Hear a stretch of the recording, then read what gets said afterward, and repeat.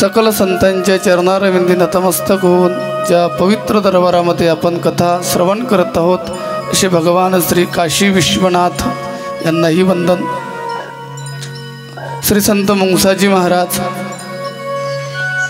श्री संत काशीनाथ महाराज यांनाही वंदन, व्यासपीठावर उपस्थित असलेले कलाकार, गायक, वादक महाराज मंडळी यांनाही वंदन आणि कथेला उपस्थित सर्व श्रोतो, सज्जन, माता, भगिनी, पितृवर्ग, बालगोपाल आदी करून सकल संतांच्या चरणारविंदी सर्वांच्या चरणावर साष्टांग प्रणाम करून सप्तम दिवसाच्या या सत्राला प्रारंभ करायचा आहे। गेल्या 6 दिवसापासून आणि आजचा हा 7वा दिवस या ठिकाणी भगवान भोलेबाबाच्या पवित्र दरबारामध्ये आपण श्री देवी भागवताची कथा श्रवण करत आहोत।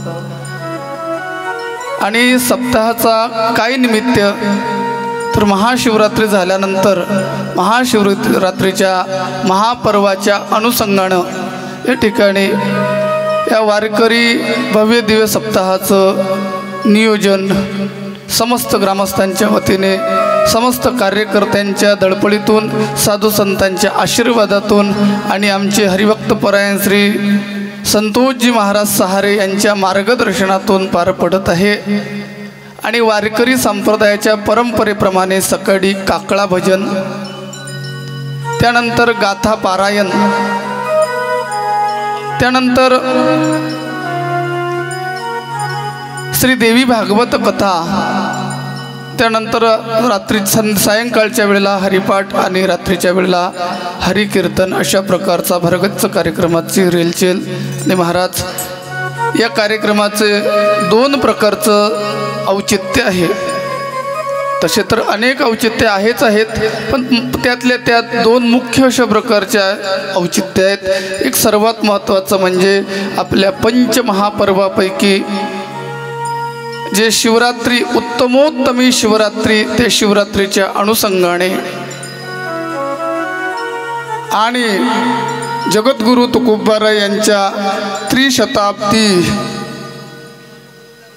अमृत महोत्सव, त्रिशतकोत्तर अमृत महोत्सव म्हणजे 375वा वैकुंठ गमन, तुकोबारायला वैकुंठ गमनाला 375 वर्ष पूर्ण झाले आणि त्या निमित्ताने या ठिकाणी आपण गाथा पारायण केलंय।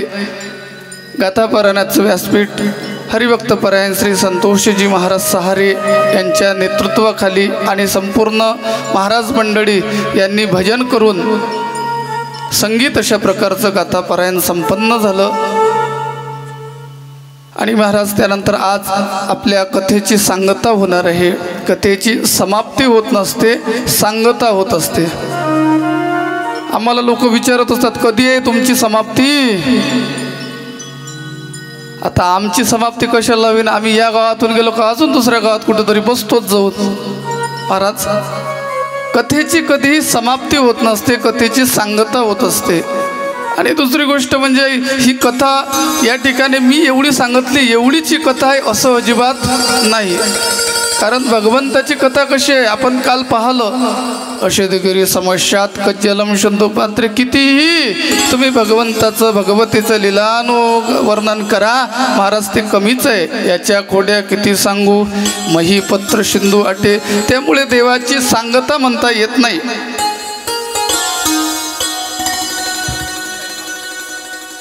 देवाची सांगता या ठिकाणी म्हणता येत नाही।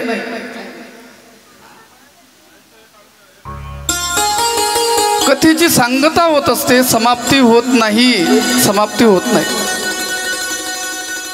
आणि भगवतीची कथा श्रवण करत असताना आपण भगवतीच्या पूजेच्या संबंधाने बोलत आहोत। भगवतीची जी पूजा, भगवतीला प्राप्त करण्याकरता अनेक साधने आहेत। कोणी जारण मारणातून भगवतीचा प्रसन्न करत असेल, कोणी बली देऊन भगवतीला प्रसन्न करून घेत असेल, कोणी योग मार्गातून, कारण योग मार्गामध्ये जी कुंडलिनी नावाची शक्ती आहे, जी कुंडलिनी जागृत करावी लागते, ती कुंडलिनी सुद्धा जगदंबा आहे। ज्ञानोबारायाने तिला जगदंबा म्हटले, ती कुंडलिनी जगदंबा। आणि तिलाही जरी प्रसन्न करून घेतो म्हटलं, जग ती कुंडली जरी जागृत करतो म्हटलं तरी महाराज त्याकरता फार मोठा प्रयत्न करावा लागतो। किती प्रयत्न करावा लागतो, मनोजय हठयोग व्यर्थ कासया करणे, त्याकरता मनावर विजय प्राप्त करावा लागतो. त्यानंतर मनावर विजय झाल्यानंतर मग आसन, एखादं आसन सिद्ध करावं लागतं. इथं तर आपण कथेमध्ये 3 तास बसलो तर सारे 84 आसनं होतात नाही का. लंबा पाय, आकुड पाय, कोणी चूल करून बसते. कसं काय शक्य होणार आहे आपल्याकडून महाराज. एका आसन सिद्ध करावं लागतं. आसन सिद्ध झाल्यानंतर आसन, त्यानंतर प्राणायाम, या नाकातून सोडा, त्या नाकातून घ्या, मधात रोखला तर मेला. परा निरोध करणं शिकावं लागतं. प्राणायाम, प्रत्याहार, त्यानंतर धारणा धरावी लागते. धारणा झाल्यानंतर ध्यान, त्याकरता माणूस ध्यानावर पाहिजे ऐका. ध्यान झाल्यानंतर मग या प्रकारे एक एक अंग, एका अंगाने पुढे गेल्यानंतर मग कुठं समाधी, त्यामध्ये सविकल्प समाधी, निर्विकल्प समाधी. आपल्याला सविकल्प नको, निर्विकल्प समाधी, आणि ती प्राप्त करण्याकरता सर्वात महत्त्वाचं आहे मनाचं अनुसंधान. ह्या सर्व गोष्टी म्हणजे सोपी गोष्ट नाही. म्हणून तर ज्ञानोबारायला हरिपाठात म्हणावं लागलं की बाबा या साधनाने भगवंताची सिद्धी करता येत नाही, त्याला प्राप्त करता येत नाही. वायाची उपाधी दंभधर्म. ज्ञानोबाराय सांगता बाकी सर्व उपाधी आहेत. कर्म मार्गातून जर भगवतीला प्राप्त करायला गेलो तर कर्म मार्ग सूक्ष्म आहे. कर्ममार्ग किती सूक्ष्म आहे महाराज. आचमन घेण्याकरता किती पाणी घ्यावं याकरता नियम आहे. उन्हाळा आहे म्हणून घ्या गिल्लासभर, आणि हिवाळा आहे तर घ्या थेंबेवर, चालत नाही. आचमन करण्याकरता पाणी किती घ्यावं लागेल. एक उडीदाचा दाणा भिजेल एवढंच पाणी आचमनाकरता पाहिजे. त्यामध्ये कमी जास्त झालं तर दारू पिण्याचा दोष लागतो. म्हणजे न पिताच दारू पिण्याचा दोष लागतो. कशामुळे आचमनामध्ये पाणी कमी जास्त झालं तर. म्हणजे किती सूक्ष्म आहे, किती सूक्ष्म आहे महाराज. योग मार्ग दुस्तर आहे. ज्ञानोबाराय म्हणतात योगाची वाटा चेरिगा सुबटा, तया दुःखाचा चिवटा भागाला. किती कठीण आहे योग मार्ग. लोहाचे चणे ते बोचरिया पळते खाणे. महाराज एखाद्या बोचरा समजते का. ज्याच्या तोंडात एकही दात नाही त्याला म्हणतात बोचरा. एकही दात नाही अशा माणसाला काय खाण्याकरता दिलं. लोखंडाचे चणे खाण्याकरता दिले महाराज. त्याच्याकडून आपले साधे हरभरे खाणं नाही होत, लोखंडाचे कसे होतील. मग जेवढा त्या बोचऱ्या माणसाला जेवढे चणे खाणं खाऊ शकत नाही, तसंच सामान्य माणूस योग मार्गाने जाऊ शकत नाही. तया दुःखाचा चिवाटा भागाला. त्याच्या पाठीमागं केवळ आणि केवळ दुःखच प्राप्त होते. म्हणून आपण योग मार्गाने जाऊ शकत नाही, कर्म मार्गाने जाऊ शकत नाही. मग आमच्याकरता भगवतीला प्राप्त करण्याकरता जर मार्ग कोणता असेल तर तो आहे भक्ती मार्ग. भक्ती मार्ग बहु सोपा. तुकोबाराय सांगतात की भक्ती मार्ग जो आहे तो भक्ती मार्ग अत्यंत सोपा आहे. अत्यंत सोपा असलेला जर कोणता मार्ग असेल तर तो भक्ती मार्ग आहे. आणि ते देवाची भक्ती करत असताना भगवतीच्या पूजा करावी.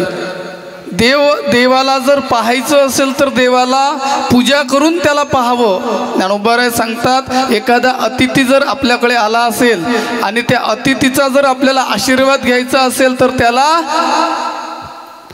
तुष्ट करावं लागेल. त्यानंतर तसंच देवाला जर पाहायचं असेल तर देवाला पूजा केल्यानंतर देवाला पाहायचं. पूजूनी देव पाहिजे, तोषोनी प्रसादू घेईजे.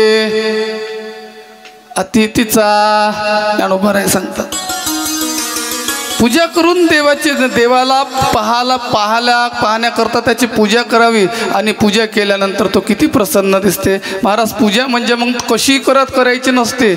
पूजा म्हणजे पूजेचा नियम आहे, यथा देहे तथा देवे. ज्या प्रकारे देहाला उपचार पाहिजात त्या प्रकारे देवाला सुद्धा, देवीला सुद्धा उपचार पाहिजात. आपण स्नान करतो, देवाला स्नान घालायचं. आपली स्नान घालण्याची पद्धत कशी आहे? एका ठिकाणी आम्ही गेलो आणि त्या ठिकाणी गेल्यानंतर पूजेला बसलो. आता त्या आमचं पाहून त्या घरच्याही बाईला जोर आला पूजा करण्याची, आणि तिथला पूजा करण्याची जोर आला. तिनं काय केलं, आम्ही पूजा करत असतानाच असा एक कोपर घेतला आणि तो कोपर देवपाटाला लावला आणि फळ्यानं आपण कसं सारा घरातला केर काढत असतो तसे ते देव असे हातानं घेतले आणि त्या कोपऱ्यात टाकले. हो, कोणाचं नाक फूट, कोणाचं तोंड फूट, कोणाचा हात तूट, अशी परिस्थिती झाली. आणि मग वरून टाकलं पाणी आणि जसे आपण तांदूळ धुतो ना भात टाकायच्या वेळेस, त्या प्रकारे ते देव धुवून काढले. याला काय पूजा म्हणतात काय महाराज? ही पूजा नाही. आपण ज्या प्रकारे व्यवस्थित देव स्नान करतो तसं देवाचं सुद्धा व्यवस्थित स्नान घातलं पाहिजे. आपण चांगल्या टॉवेलनं देवाचं आंघोळ, आपलं अंग पुसतो स्नान झाल्यानंतर. मग देवाला काय महाराज, देवाला लोक ते ब्लाऊजचे पीसही ना अंग पुसतात, तेही 5 रुपयाचंच असते. चांगलं 50 रुपयाचं असलं तर महिला मंडळी शिवण्याकरता टाकतात आणि 5 रुपयाचं असलं का देवाला पुसण्याकरता. याला काय पूजा म्हणतात? पूजा करण्याकरता आपल्यालाही देवालाही व्यवस्थित आपल्याला वस्त्र पाहिजात. आपल्या घरचे देव उघडे बम, देवालाही वस्त्र पाहिजात. गंध लावताना देवाला व्यवस्थित गंध लावलं पाहिजे, नाही तर नाकात चाललं, तोंडात चाललं. आपण पूजा करताना काही लक्ष नसते, कोणाच्या नाकात जाते, तुमच्या नाकाला गंध लावलं तर कसं वाटेल? तुमच्या तोंडात जर कुंकू लावलं तर कसं वाटेल? मग देवाला कसं वाटत असेल महाराज? म्हणून पूजा करत असताना व्यवस्थित पूजा करावी. गंध व्यवस्थित गंध लावावं कपाळाला. त्यानंतर देवाला नैवेद्य देत असताना देव असतात 10 आणि आपला नैवेद्य असते 1. ते आता देवामध्येच भांडणं, का रे आज कोणाचा नंबर आहे? म्हणून निदान आपण जेवढं जेवण करतो तेवढं देवाच्या समोर नैवेद्य ठेवावा. आता शेवटी देव तर खातच नाही. आपला भाव काय आहे? देव खात नाही. पण कोण म्हणते महाराज देव खात नाही? कोण म्हणते देव खात नाही? देव खाते. कौन कहते हैं भगवान खाते नहीं? कौन कहते हैं भगवान खाते नहीं? बेरे शबरी के जैसे खिलाते नहीं, बेरे शबरी के जैसे खिलाते नहीं। कौन कहते हैं भगवान खाते नहीं? कौन कहते हैं भगवान खाते नहीं? बेरे शबरी की जैसे खिलाते नहीं, बेरे शबरी जैसे खिलाते नहीं। अच्युतं केशवं कृष्ण दामोदरं, अच्युतं केशवं कृष्ण दामोदरं, राम नारायणं जानकी वल्लभं, राम नारायणं जानकी वल्लभं। अच्युतं केशवं कृष्ण दामोदरं, अच्युतं केशवं कृष्ण दामोदरं, राम नारायणं जानकी वल्लभं, राम नारायणं जानकी वल्लभं। कौन कहते हैं भगवान सोते नहीं? कौन कहते हैं भगवान सोते नहीं? माँ यशोदा जैसे सुलाते नहीं, माँ यशोदा जैसे सुलाते नहीं। अच्युतं केशवं कृष्ण दामोदरं, राम नारायणं जानकी वल्लभं, राम नारायणं जानकी वल्लभं। कोण म्हणते देव खात नाही हो?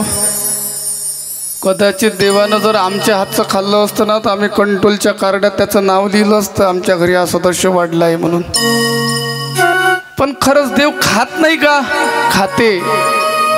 देव खाते, देव पिते, देवावरी मी निजते, जनाबाई म्हणतात. देव खाते पण खाऊ घालणारा पाहिजे. महाराज त्या शबरी मातेसारखा खाऊ घालणारा असेल तर का खाणार नाही? विदुरासारखा खाऊ घालणारा असेल तर का खाणार नाही? विदुराच्या घरच्या भगवान परमात्मा कण्या खातोय. जगद्गुरु तुकोबारायांच्या घरच्या भगवान परमात्मा कण्या खातोय. काल कन्याची दशमी झाली. कालपासून खऱ्या अर्थानं जगद्गुरु तुकोबारायांच्या सोहळ्याला प्रारंभ झाला.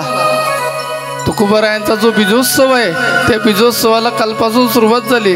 कालच्या दिवशी दशमी, काल महाराजांनी कीर्तनामध्ये सांगितलंय की भगवान परमात्मा दशमीच्या दिवशी जगद्गुरु तुकोबारायाच्या घरी आले. चला म्हणाले. तुकोबारायांनी जो मुक्कामी ठेवलं बीजेपर्यंत 8 दिवस मुक्कामी देव कोण त्या देऊमध्ये. आज नाही उद्या जाऊ, उद्या नाही परवा जाऊ करता करता रोज कीर्तन करायची. आणि शेवटी बीजेच्या दिवशी, द्वितीयेच्या दिवशी जगद्गुरु तुकोबाराय प्रत्यक्ष वैकुंठाला गेलेले आहे. तुकोबारायांनी देवाला खाऊ घातलं. तुकोबारायांच्या हातचं तर परमात्मा दूध प्यायचे. नामदेवरायाच्या हातचं दूध भगवान परमात्मा दूध घ्यायचे. नामदेवा हाती दूध प्याला. खाते देव पण आम्ही खाऊ घाल. आम्ही देवाला कधी विचारलं का रे का तुला काय आवडते म्हणून? कधीच नाही विचारत आपण देवाला तुला काय आवडते. आपण आपल्या आवडीचं देतो देवाच्या समोर मांडून. आपल्याला जशी आवड आहे तशी देवाला ही आवड आहेच आहे. महाराज त्या पद्धतीनं देवाला समर्पित करावं. त्यानंतर नैवेद्य झाल्यानंतर देवाला विश्रांती आहे. रात्रीच्या वेळेला देवाला झोप आहे, झोपून द्यावं. काही लोक म्हणतात महानुभाव पंथाचे लोक देवाला झोपवतात. मग तुम्ही काय झोपू नये? आपल्या जीवावर येते ना करणं. सर्वात महत्त्वाची गोष्ट काय ते झोपवतं. आपला काय झोपत नाही काय लेख? अरे देव काय वेगळा आहे? सेवा करणाऱ्या करता देव एकच आहे. जगद्गुरु तुकोबाराय आता स्वामी सुखे निद्रा करा गोपाळा, हरी चला मंदिरा ईशा म्हणते गोपिका, तुम्ही जावे निजस्थळा. अति तुकोबारायाचे अभंग आहेत, नामदेवरायाचे अभंग आहेत, देव झोपवण्याचे अभंग आहे. त्याही पुढे सकाळी देवाला उठवावं लागतं. देवाला उठवण्याचे अभंग आहे. उठा पांडुरंगा दर्शन द्या सकळा, झाला अरुणोदय सरली निद्रेची वेळा. देवाला उठवावं लागतं, देवाला झोपवावं लागतं, देवाला आंघोळ घालावी लागते, देवाला जेवू घालावं लागतं. हे सर्व देवाची बाह्य पूजा झाली. पूजा करत असताना कशी पूजा करावी? विजारम्य प्राणायाम कृत्वा, त्यानंतर आचमन करावं. 3 वेळा आचमन करून 4थ्यांदा पाणी जमिनीवर पंचपात्रामध्ये सोडावं. आता ते ब्राह्मण लोक करून घेतात पूजा, पण रोजही त्याच पद्धतीची पूजा करावी. त्यानंतर गुरुवंदन करावं. त्यानंतर संकल्प घ्यावा. रोज संकल्प करायला पाहिजे असते पूजेचा. वार, नक्षत्र, तिथी याचा उल्लेख करावा. त्यानं काय होते? त्यानं आपण रोज वाराचा, तिथीचा उल्लेख केला, रोज नक्षत्राचा उल्लेख केला तर त्या नक्षत्राची, त्या वाराची आपल्यावर कृपा होत असते आणि त्या माध्यमातून संपन्नता प्राप्त होते. याकरता तिथी, वार, नक्षत्र, करण, पंचांगाची जी 5 अंग आहे, पंचांग पाहून रोज त्याचा उल्लेख करावा. नसेल काही तर शुभयोगे, शुभकर्णे, शुभ पुण्यतीर्थ हो असं म्हणत जावं. संकल्प, मग तो संकल्पामध्ये 2 प्रकार पडतात. एक सकाम संकल्प आहे, एक निष्काम संकल्प आहे. सकाम संकल्प म्हणजे आम्हाला काहीतरी इच्छा आहे, आणि निष्काम संकल्प म्हणजे भगवंताच्या तुला जे वाईट वाटेल ते. निष्काम भावनेनं कर्म करिष्ये, निष्काम भावनेतून कर्म, सकाम भावनेतून कर्म. त्यानंतर या एका अंगानं पुढे गेल्यानंतर ही सर्व बाह्य पूजा झाली. आणि बाह्य पूजा झाल्यानंतर त्यानंतर दुसरी पूजा सांगितली, मनाने पूजा, मानसिक पूजा. महाराज या सर्व पूजेकरता खर्च आहे. बाह्य पूजा करण्याकरता खर्च आहे, पण मनाने पूजा करण्याकरता काय खर्च आहे? बाहेरून पंचामृताने देवाला स्नान घालायचं आहे तर आपण लिटरभर दूध आणलं म्हणजे पैसे द्यावे लागतात. दही आणलं म्हणजे पैसे द्यावे लागतात. तुपाकरता पैसे लागतात. पण मनाने देवाची पूजा करता काय खर्च लागते? मनाने देवाच्या ध्यान धरावं, डोळे लावावे, डोळे मिटावे, मन एकाग्र करावं आणि देवाची मूर्ती आपल्या समोर आणावी. आणि देवाची मूर्ती आपल्या समोर आणल्यानंतर त्या मूर्तीला, त्या जगदंबेला स्नान घालायचं आहे. पहिल्यांदा हरिद्वारवरून गंगेचं पाणी आणावं. आता हरिद्वारला जाण्याकरताही पैसे लागत नाहीत. मनानं गेल्यानंतर तिथून पाणी आणलं. पाणी आणल्यानंतर ते देवीच्या अंगावर सोडलं. शुद्ध गंगोदक स्नानम समर्पयामी.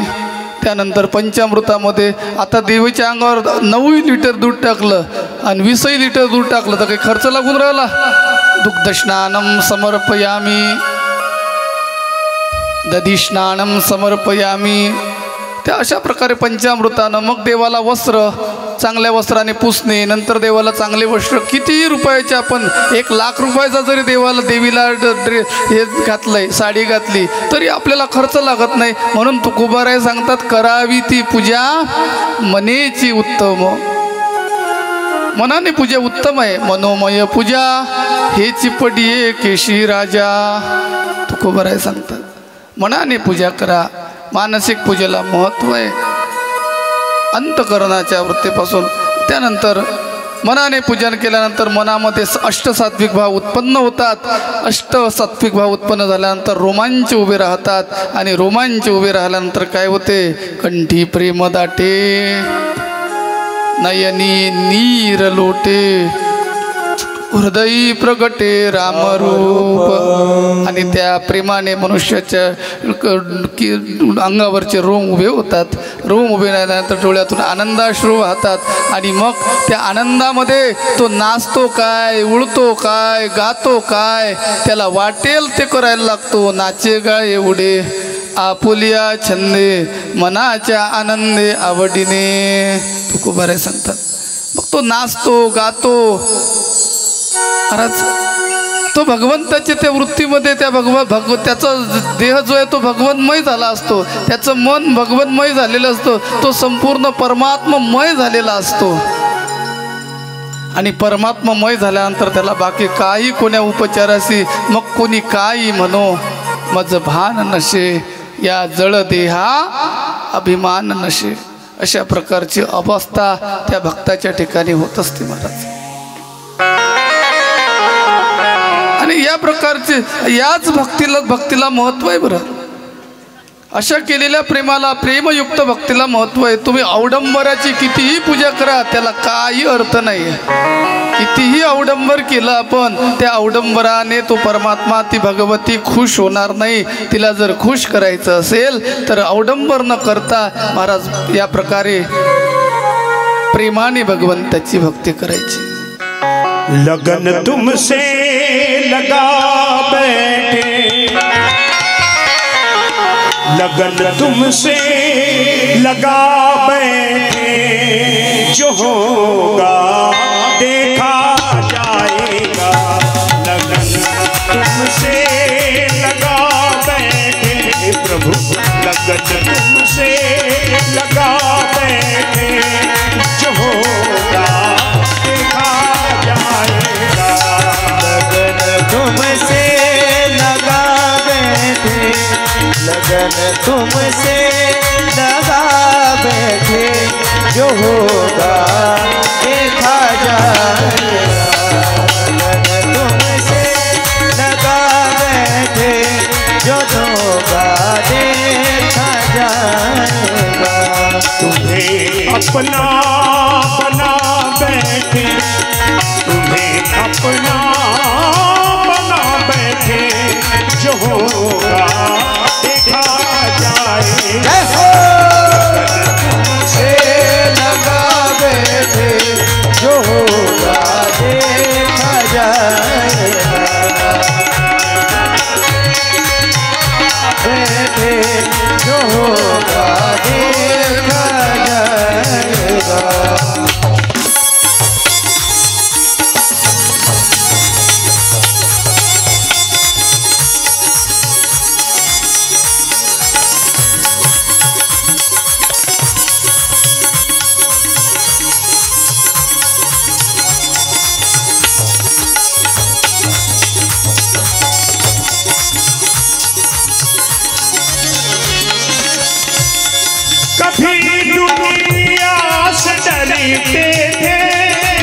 चुप चुप आहे भरते थे, के चुप चुप आहे भरते थे, के चुप चुप आहे भरते थे। कभी दुनिया से डरते थे, के चुप चुप आहे भरते थे, के चुप चुप आहे भरते थे। लो अब पर्दा उठा बैठे, हो अब पर्दा उठा बैठे, जो होगा देखा जाएगा। तुमसे लगा बैठे, जो होगा देखा जाएगा। तुम्हें अपना बना बैठे, तुम्हें अपना बना बैठे, जो होगा देखा जाएगा। अगर तुमसे लगा बैठे, जो होगा देखा जाएगा, जो होगा देखा जाएगा।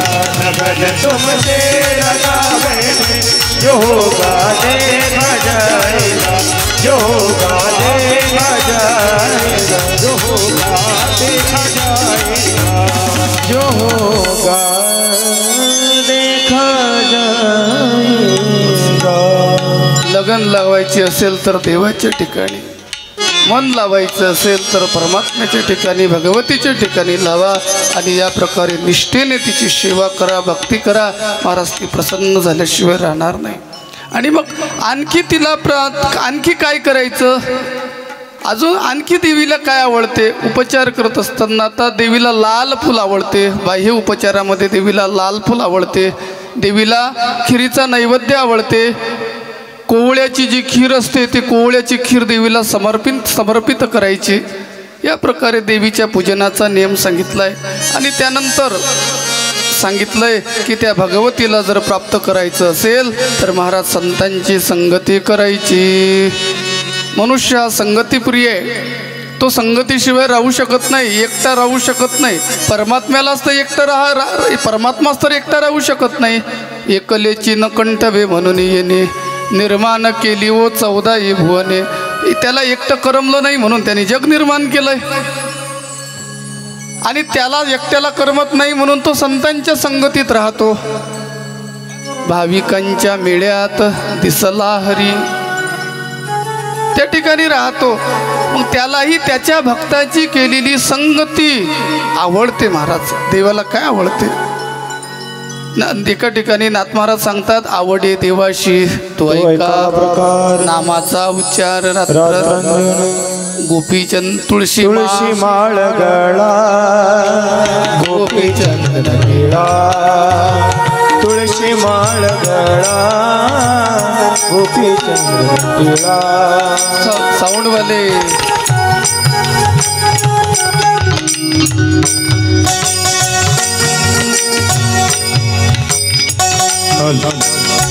साऊंड वाली इकडे या। तुळशी माळ गळा, गोपीचंद गिळा, हृदय कळवळा वैष्णवा,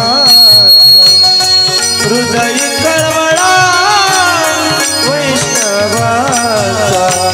तुळशी माळ गळा, गोपीचंद गिळा, तुळशी माळ गळा, गोपीचंद गिळा, तुळशी माळ गळा, गोपीचंद गिळा।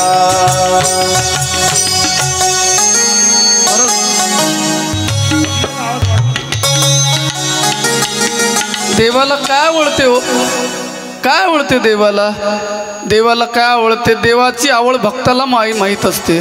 ते रंगनाथ गुरुजी सांगायचे, नवऱ्याची आवड कोणाला माहीत? रंगनाथ गुरुजीच्या भाषेमध्ये नवऱ्याची आवड कोणाला माहीत? बायकोला माहीत। तशी देवाची आवड कोणाला माहीत? भक्ताला माहीत, संतांना माहीत। म्हणून संत सांगतात की देवाला काय आवडते? तुळशी माळ गळ्यामध्ये पवित्र तुळशीची माळ घालणं देवाला आवडते. नसेल कुणाच्या गळ्यामध्ये तर घाला. आज पवित्र दिवस आहे, एकादशीचा दिवस आहे.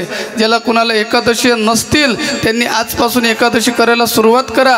महाराज, परमार्थाला मुहूर्त पाहायचं नसतं. काही लोक म्हणतात आम्ही एकादशीपासून कधीपासून सुरू करू. अरे ज्या दिवशी वाटलं त्याच दिवशी करा ना. काही लोक म्हणतात आम्हाला महाराज माळ घालायची आहे, पण कधीपासून घालावं समजत नाही. कधीपासून घाला हे समजा. ज्या दिवशी वाटलं माळ घालावी त्या दिवशी लगेच घालून द्यावी. कारण उद्या मन काय होईल सांगता येणार नाही. मन काय बदलेल.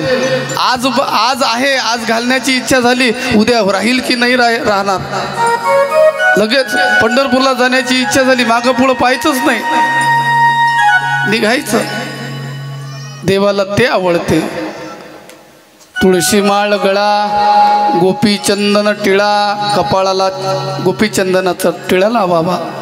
हृदयी कडवडा वैष्णवांचा, हृदयामध्ये वैष्णवांच्या विषयी संतांच्या विषयी कडवडा असला पाहिजे. हे देवाला आवडतं. त्याच्या क्षेत्राची वारी करणं हे देवाला आवडतं. म्हणून देवाला आवडणारा विषय, जे भगवतीला आवडणारा विषय, भगवती ज्यांच्या संगतीमध्ये राहते ते संत, त्या संतांची संगती करावी. महाराज काय होते संतांच्या संगतीमध्ये? संतांची संगती मनोमार्ग गती, आकळावा श्रीपती नेपथ्यंते. महाराज साधूच्या संगतीमध्ये काय होते? तो भगवान परमात्मा सहज प्राप्त होतो. याकरता संतांची संगती करा. याकरता संतांची संगती करायची. आपलं जीवनाचं कल्याण व्हावं वाटत असेल, संतांची संगती करा. कोणाकोणाची जीवनाचं कल्याण झालं? ध्रुवाच्या जीवनाचं कल्याण झालं. भागवतामध्ये आपण पाहिलं. प्रल्हादाच्या जीवनाचं कल्याण झालं. भागवतामध्ये आलेले दाखले आहेत. उद्धवाच्या जीवनाचं कल्याण झालं. विदुरजींच्या जीवनाचं कल्याण झालं. बघा, साधूच्या संगतीमध्ये प्रत्येकाच्या जीवनाचं कल्याण होते. याकरता जीवनामध्ये साधूंची संगती अत्यंत महत्वाची आहे. संतन के संग लाग रे, संतन के संग लाग रे, तेरी अच्छी बनेगी. संतन के संग लाग रे, तेरी अच्छी बनेगी. संतन के संग लाग रे, तेरी अच्छी बनेगी. संतन के संग लाग रे, तेरी अच्छी बनेगी. अच्छी बनेगी तेरी किस्मत जगेगी. अच्छी बनेगी तेरी किस्मत जगेगी. खुल गए सोते भाग गए, और तेरी अच्छी बनेगी. संतन के संग लाग रे, तेरी अच्छी बनेगी. संतन के संग लाग रे, तेरी अच्छी बनेगी.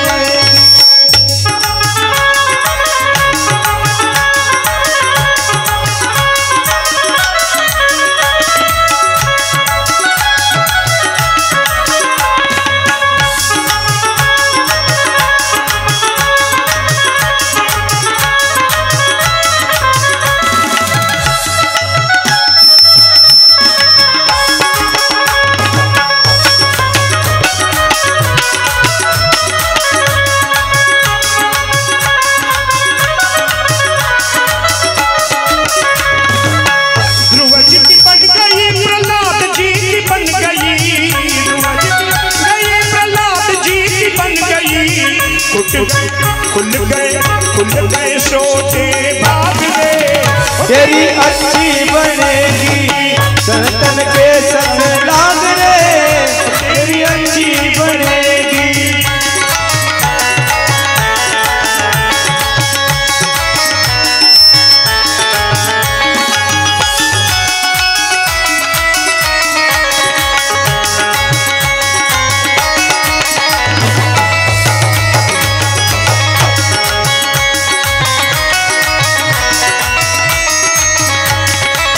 कागा से तो है हंस बना दे.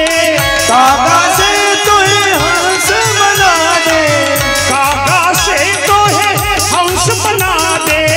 मिट गए उड़ के दाग रे, तेरी अच्छी बनेगी. संतन के संग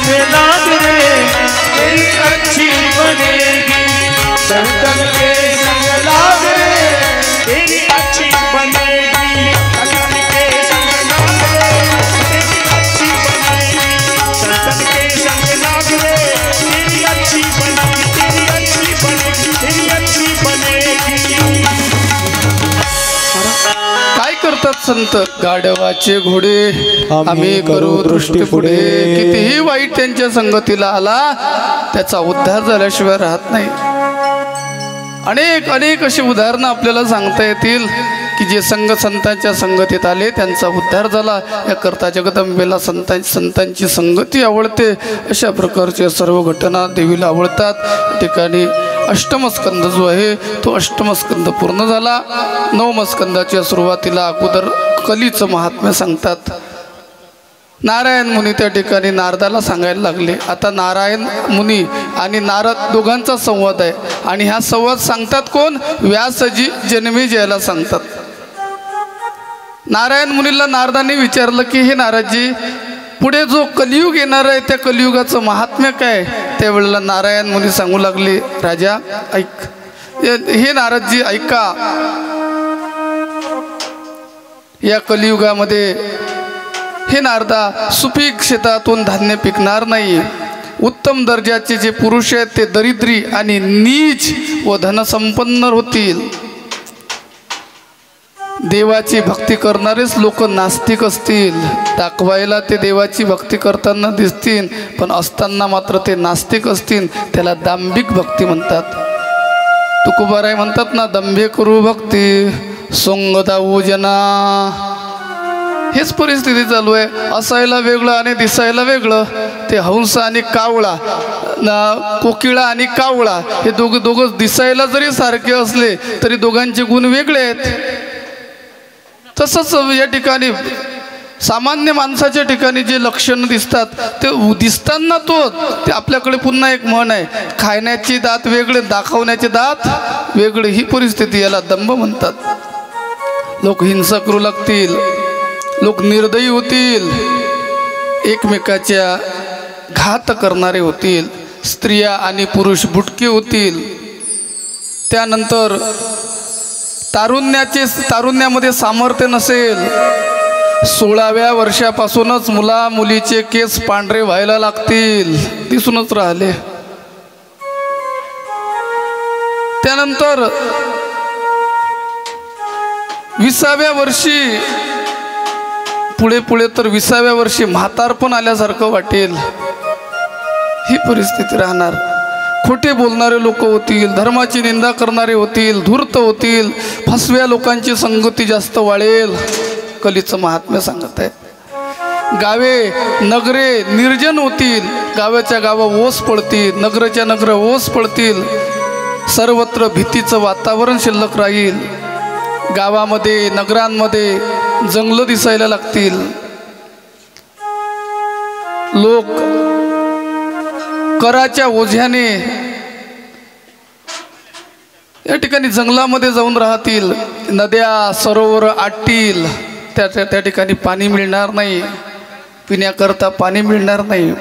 स्त्रिया बालपणीच रजस्वला होतील. 16व्या वर्षी 13व्या वर्षी 12-13व्या वर्षी मुली गरोदर होतील.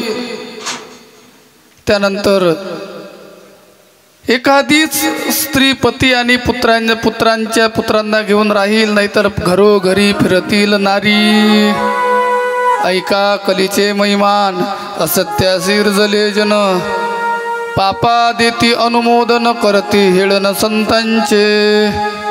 संतांची निंदा करायला लागतील. त्यानंतर भावाभावामध्ये भावा बहिणीमध्ये नातं शिल्लक राहणार नाही. कित्येक जण पिता आपल्या कन्येबरोबर, पिता आणि कन्येचं नातं सुद्धा या जगाच्या कलियुगामध्ये शिल्लक राहणार नाहीत. सासरा आणि सुनांचं नातं शिल्लक राहणार नाही महाराज. त्यानंतर सर्व कित्येक नुसतं स्त्रियांसोबत रममान होणे हाच या ठिकाणचा धर्म होईल. इतका अधर्म वाढेल की या ठिकाणी सर्व स्त्रिया अधर्म करायला लागतील. धर्म या ठिकाणी शिल्लक राहणार नाही महाराज. आई बरोबर, बहिणी बरोबर, सासून बरोबर नीच आणि निंदनीय कर्म करतील.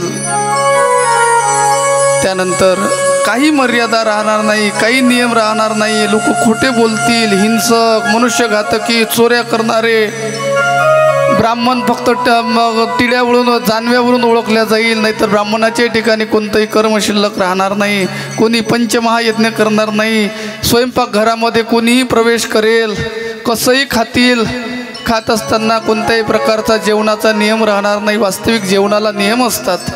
आता माणसं उभं राहून खातात. लग्नांमध्ये कार्यामध्ये आपण गेल्यानंतर दिसते आपल्याला, महाराज काय त्या ठिकाणी लोक उभ्याने खातात. आता काय लोक उभ्याने करतील नाही सांगताच येणार नाही. अशा प्रकारे इतका धर्म वाढेल, लोक म्लेच्छ वृत्तीचे होतील. नारदा, एकाच वेळेला 12ही सूर्य तपतील, त्यावेळेला सर्व पृथ्वीवरचं पाणी संपून जाईल, पूर्ण पृथ्वी शुष्क होऊन जाईल आणि त्यानंतर कलीचा प्रभाव नष्ट होईल आणि पुन्हा मग कृतयुगाला आरंभ होईल. आणि कृतयुगामध्ये आरंभ झाल्यानंतर त्यानंतर महाराज पुन्हा धर्माची संस्थापना होईल. अशा प्रकारचं कलियुगाचं वर्णन सांगितलं. त्यानंतर नारदांनी सांगितलं, हे महाराज, या कलियुगामध्ये गंगेचं महत्त्व काय आणि गंगेची उत्पत्ती कशी झाली सांगा.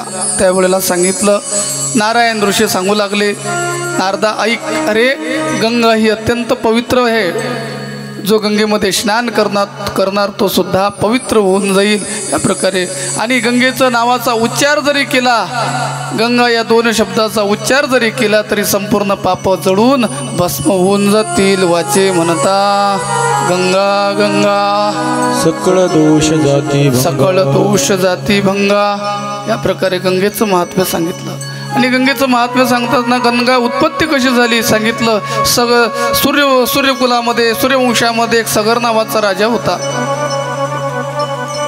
त्याला 2 पत्न्या होत्या, वैदर्भी आणि शैब्या. शैब्येपासून त्याला एक मुलगा झाला. त्या मुलाचं नाव असमंजस. आणि वैदर्भीपासून त्याला 1000 मुलं झाले. अशा प्रकारचं चिंतन आलेलं आहे. तिने 100 वर्ष गर्भधारण केलेला होता आणि भगवान शंकराचे ध्यान करून त्या मासाच्या गोळ्याचे 60,000 भाग केले, गर्भाचे 60,000 भाग केले आणि त्यापासून 60,000 पुत्र त्या ठिकाणी जन्माला आलेले आहेत. त्याला सगर पुत्र म्हणतात. 60,000 पुत्र जन्माला आले. आणि महाराज एक वेळेला या सगराने अश्वमेध केला आणि अश्वमेधाचा जो अश्व आहे तो अश्व सोडलाय. अश्व सोडल्यानंतर त्याच्या रक्षणाकरता हे 60,000 मुलं पाठवले. एक दिवस यांचं लक्ष चुकवून इंद्राने तो घोडा, यज्ञाचा घोडा चोरून नेला आणि कपिल मुनीच्या आश्रमात बांधला. ते घोड्याचा शोध घेत आले. 60,000 मुलं घोड्याचा शोध घेत आले आणि घोड्याचा शोध घेत असताना त्यांना तो अश्व कपिल मुनीच्या आश्रमामध्ये बांधलेला दिसला. त्यांना वाटलं कपिल मुनींनीच हा अश्व चोरलेला आहे. ते बोलायला कपिल मुनींना त्यांनी चोर ठरवलं. त्यावेळेला कपिल मुनींना राग आला. त्यांच्या डोळ्यातून अग्नी निघाली आणि त्या अग्नीने 60,000 मुलं जळून भस्म झाले. महाराज त्यांची राख झाली. म्हणून साधूंना कोणत्याही वरच्या भाषेमध्ये बोलायचं नसतं. मग सगळ्याला ही गोष्ट माहीत झाली. सगळ्याला मुलं मेले याचं दुःख नाही, पण साधूचा अपमान केला याचं मात्र दुःख होतं. ते महाराजांकडे गेले. सांगितलं, हे कपिल महामुनी, माझ्या मुलाने अपराध केला, त्याचा दंड त्यांना मिळाला, पण आता त्यांच्या उद्धाराकरता मला काहीतरी सांगा. त्यावेळेला सांगितलं, त्यांची राख जर गंगेमध्ये गेली तर त्यांचा उद्धार होईल. मग गंगा कुठे? स्वर्गात आहे. स्वर्गात कोण जाणार? स्वर्गातली गंगा तू पृथ्वीवर आण. याकरता सगराने तपश्चर्या केली.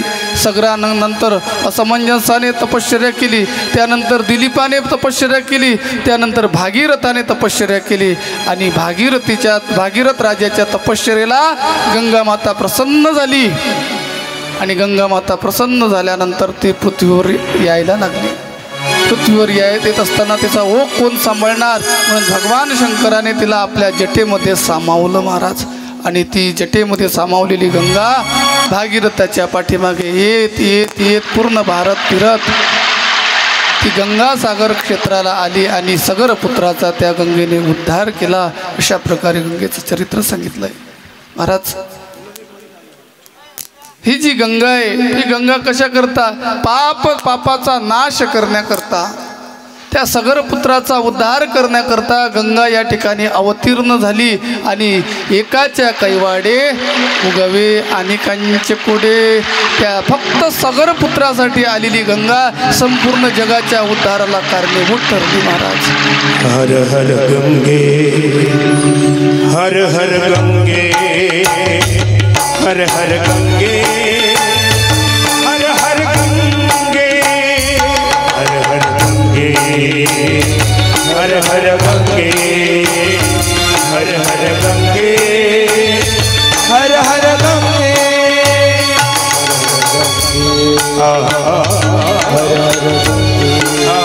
हर हर गंगे हर हर गंगे हर हर गंगे.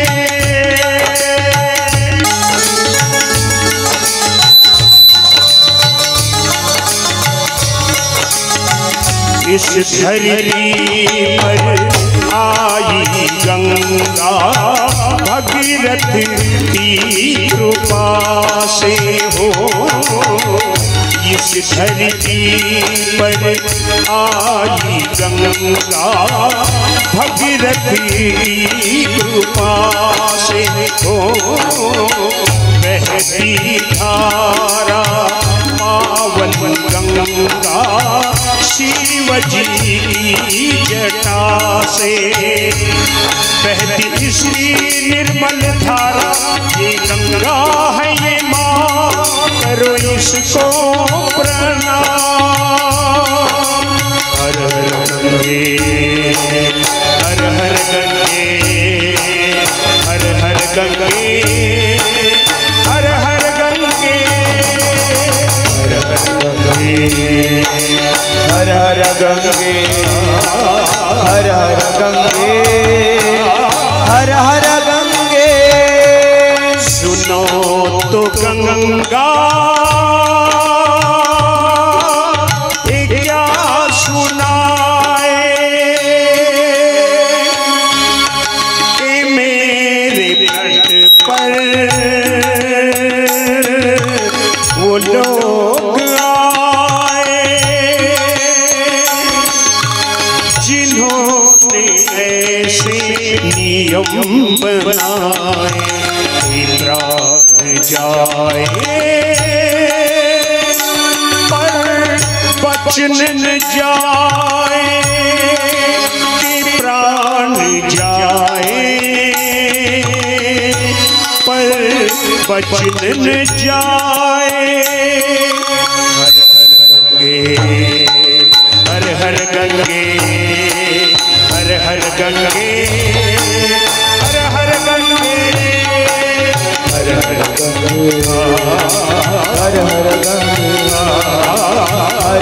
गंगे हर हर गंगे हर हर गंगे हर हर गंगे हर हर गंगे हर हर गंगे. बोल गंगा मैया की जय.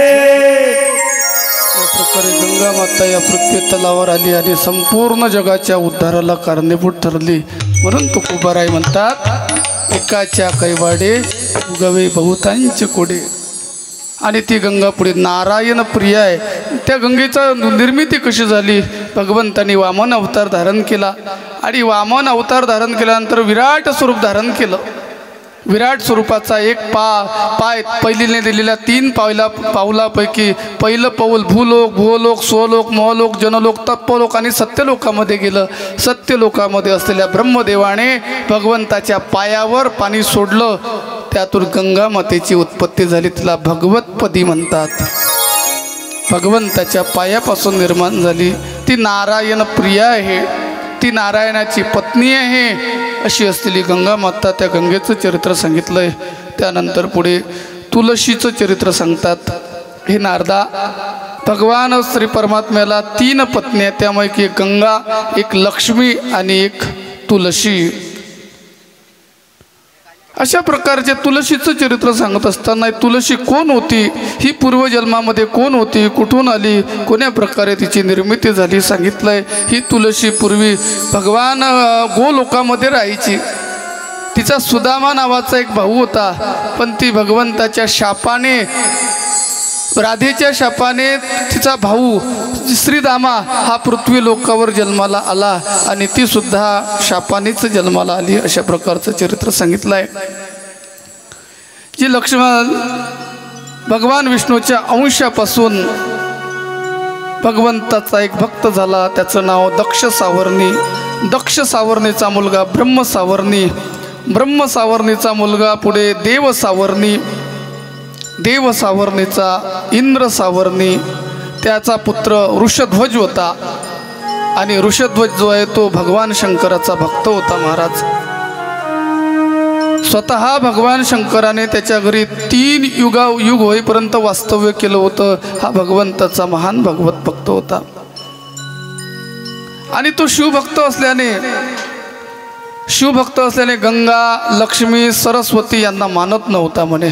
तो कट्टर शिवभक्त होता. काही शिवभक्त असतात आम्ही आळव्या पट्ट्याचे, तुम्ही उभ्या गंधाचे, असे वाद आहेत बऱ्याच लोकांमध्ये. बऱ्याच ठिकाणी आपल्याला तो वाद दिसून येतो. पण महाराज आपल्या संप्रदायामध्ये वाद करायला सांगितला नाही. हा धर्मध्वज ऋषध्वज जो होता तो ऋषध्वज वाद करायचा म्हणून.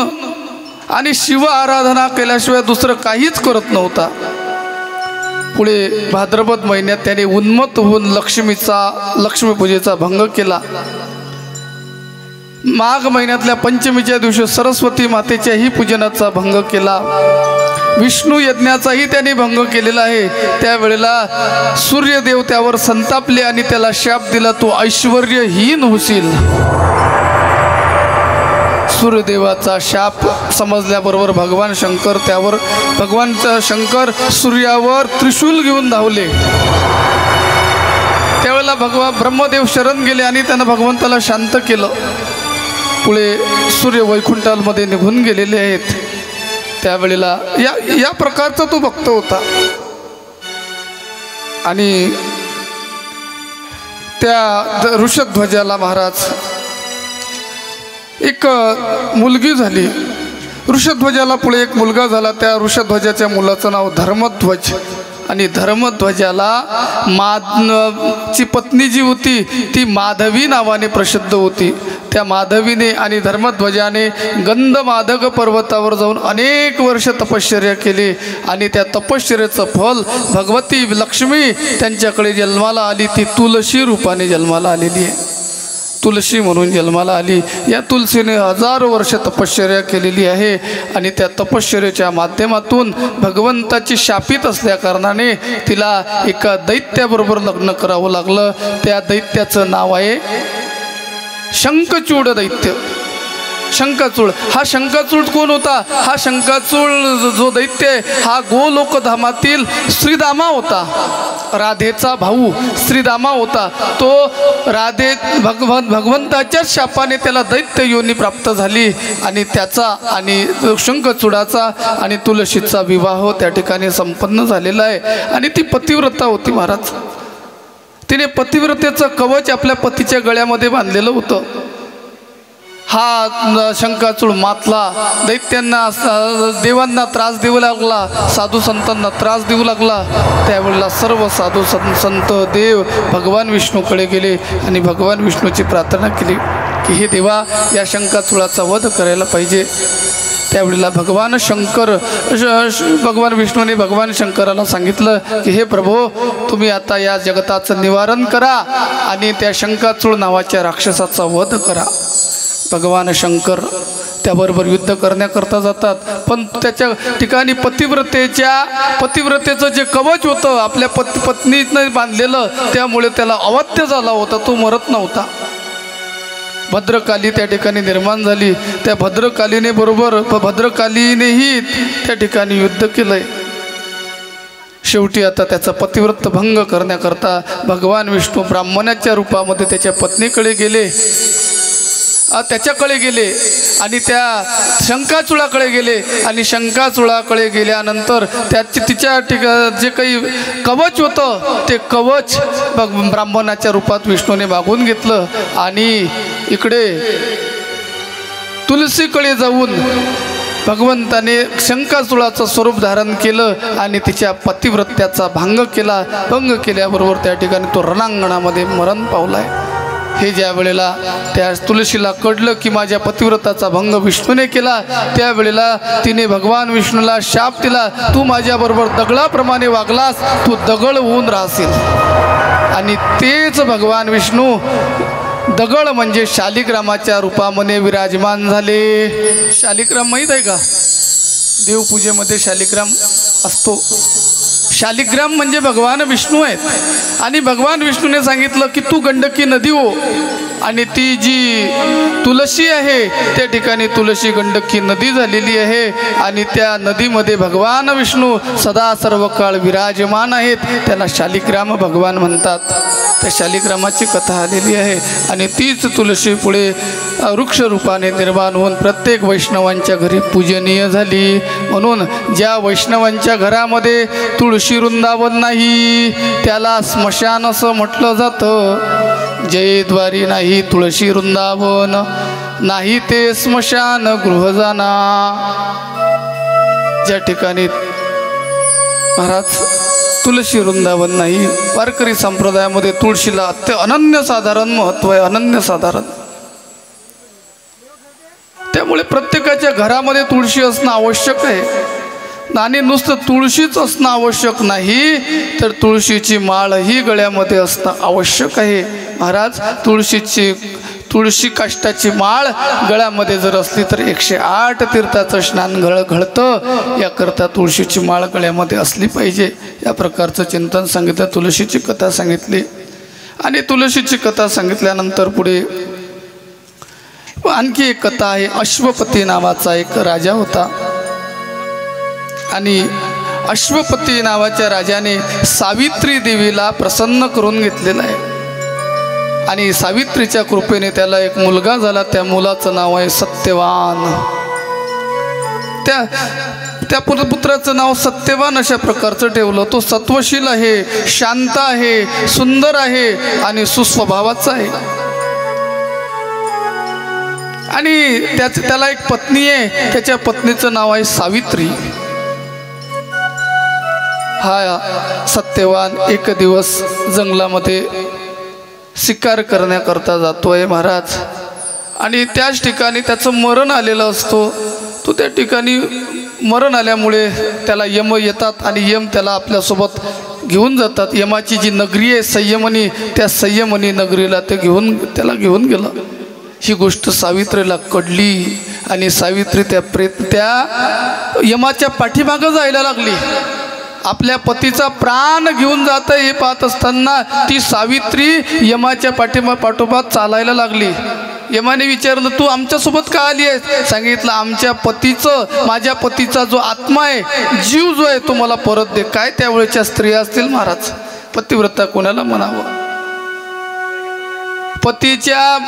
पतीच्या निधनाची बातमी कळल्याबरोबर तिचा देह निघून जाते, जीव निघून जाते, तिला पतिव्रता म्हणावं. पती सुखात असता तिला कळतं, ते पती दुःखात असतानाही तिला कळतं. तिला माहीत झालं आपला पतीला यम घेऊन जात आहेत. त्याच वेळेला ती यमाच्या पाठीमागे चालायला लागली. यमाच्या पाठीमागे चालायला लागली. यमाने विचारलं, तू कोण आहेस? सांगितलं, मी सावित्री आहे आणि माझ्या पतीचा जो आत्मा आहे तो आत्मा मला परत द्या. त्याने सांगितलं, तू दुसरं काही माग, मी तुझ्यावर प्रसन्न आहे, पण दुसरं काहीही माग. सांगितलं, नाही मला दुसरं तिसरं काही नको. मी माझ्या पतीला सोडून कसं काय राहू? तुमच्या आणि मी माझ्या पतीशिवाय राहू शकत नाही. घेऊन जायचं असेल तर दोघांनाही घेऊन जा. तो यम तिच्या पतिव्रतेमुळे प्रसन्न झाला आणि सांगितलंय, तुला काय पाहिजे ते माग. सांगितलं, मला या ठिकाणी धर्माचं तत्वज्ञान सांगा.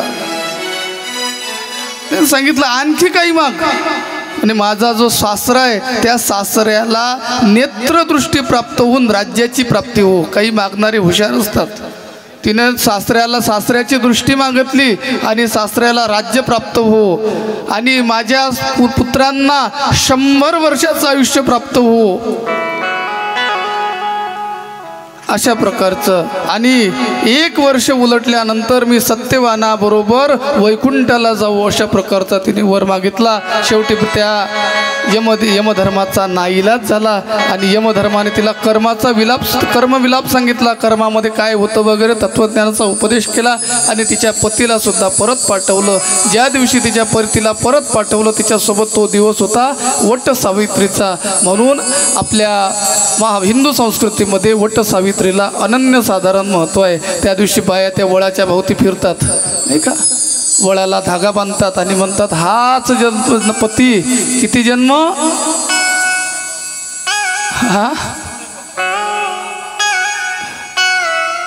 हाच पती आम्हाला किती जन्म प्राप्त होऊ दे? 7 जन्मपर्यंत प्राप्त होऊ दे. कुठं जातात? हे वडा पाव काय म्हणतात? हे वडा तू आम्हाला वडा पाव नाही का. आपल्याकडे महाराज आपली संस्कृतीच एवढी सर्वांना समाविष्ट करतात. प्रत्येकाची पूजा आहे. वडाची पूजा, पिंपळाची पूजा, बैलाची पूजा. का? सर्वांना आम्ही ईश्वर मानतो म्हणून त्यांच्या पूजेचा एक दिवस दिलेला आहे. नागाची पूजा, जे जे दृष्टी दिशे ते ते हरिरूप, त्यामुळे त्यांच्या वेगवेगळ्या पूजेचे दिवस आहेत. पंचमीच्या दिवशी नागोबा, पोळ्याच्या दिवशी बैलोबा नाही का, हरतालिकेच्या दिवशी घरचा, आणि त्या वटसावित्रीच्या दिवशी मग त्याच्या आयुष्याकरता प्रार्थना करतात महिला मंडळी. कोण्याच धर्मात असं नाही आहे बरं. बाकीच्या धर्मात तर नवरे बदलवले तरी चालतात, बाकीच्या देशामध्ये रोज नवरे बदलले तरी चालतात, पण आमच्या देशामध्ये नवऱ्याकरता व्रत वैकल्य की हाच पती मला 7 जन्म प्राप्त व्हावा. इतकी अशी सर्व समावेशक जर संस्कृती कोणती असेल तर आमची आहे, आमच्या भारतीयांची संस्कृती आहे महाराज. मग 7 जन्मपर्यंत काही बाया म्हणतात 7 जन्म हाच नवरा म्हणजे हे सासू एवढी खराब, त्यापेक्षा नको रे बाबा. काही म्हणतात 1 जन्मातच भेटला तर भेटला, आता डबल भेटूही नको. त्याच्याकरता त्या वळाला दोरा बांधतात. काय महाराज, बायकोसाठी नवरे व्रत करत नाहीत. असं एकही व्रत नाही की नवऱ्यानं बायकोसाठी केलं म्हणून करतात का. पण प्रत्येक पत्नी आपल्या पतीच्या आयुष्याच्या वृद्धी करता, माझं सौभाग्य कायम राहावं याकरता कितीतरी व्रत करतात. महिला मंडळ सोमवार करतात. काय भाव आहे त्याच्या पाठीमागचा? माझ्या पतीचं आयुष्य अबाधित राहू दे. आता ते होते न होते आपापलं प्रारब्ध आहे, पण आमच्या संस्कृतीमध्ये आहे महाराज ह्या गोष्टी. आमचा धर्म आम्हाला शिकवते, आमचा धर्म या गोष्टी आम्हाला शिकवते. या पद्धतीने त्या सावित्रीमुळेच या ठिकाणी वट सावित्री जी आहे ती वट सावित्री प्रसिद्ध झाली अशा प्रकारची माहिती सांगितली. त्यानंतर त्या यमधर्माने त्या सावित्रीला संपूर्ण यमलोकाची माहिती दिली. त्यामध्ये नरक सांगितले. नरक किती आहेत? 28 प्रकारचे. भागवतामध्ये 28 प्रकारचे नरक आहेत. आणि ज्या ज्या प्रकारे तुम्ही कर्म कराल त्या प्रकारे त्या कर्माचं भोग भोगण्याकरता त्या नरकामध्ये जावंच लागतं. दारू पिणारा, विष्ठा भोजन करणारा, मांस भोजन करणारा, अशा प्रकारचे जे आहेत त्यांना भयानक अशा कुंभीपाक नरकामध्ये जावं लागतं.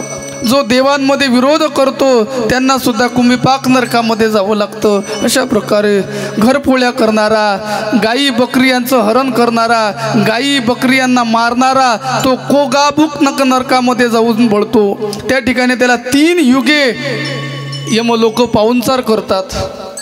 जो मांस खाते, गाईला विकते, गाईला कापते, बकऱ्यांचं मांस खाते, अशा पुरुषाला महाराज गोकामुख या नरकामध्ये जावं लागतं. आणि त्या ठिकाणी गेल्यानंतर यमधर्म त्याला पाहुणचार करत असतात.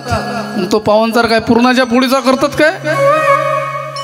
यमलोकामधला पाहुणचार कशाचा आहे? पूर्णाचा, भजेवळ्यांचा नाही. तुकोबाराय सांगतात त्या ठिकाणचा पाहुणचार काय आहे? मारीती छोटी तोडती निष्ठुरा, मारीती छोटी तोडती निष्ठुरा, मारीती झोडती तोडती निष्ठुरा, मारीती तोडती झोडती निष्ठुरा, मारीती छोटी तोडती निष्ठुर मारिती छोटी तोडती निष्ठुर हो मारिती जोडीती तोडीती निष्ठुर मारिती जोडीती तोडीती निष्ठुर यमाचे किंकर बहुकाळ बहुसार यमाचे किंकर बहुसान बहुसान यमाचे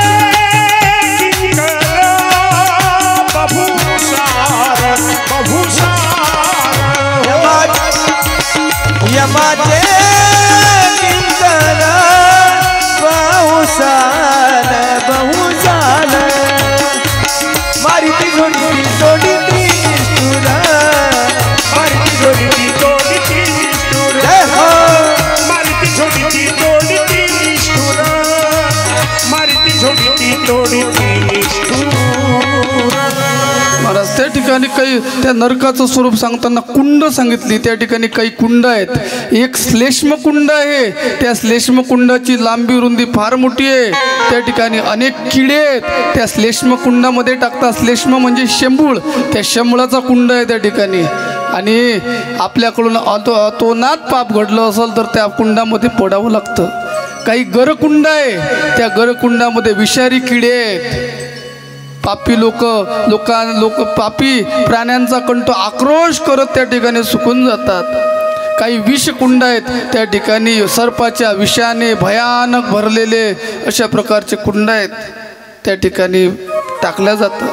महाराज काही बीजकुंड आहेत.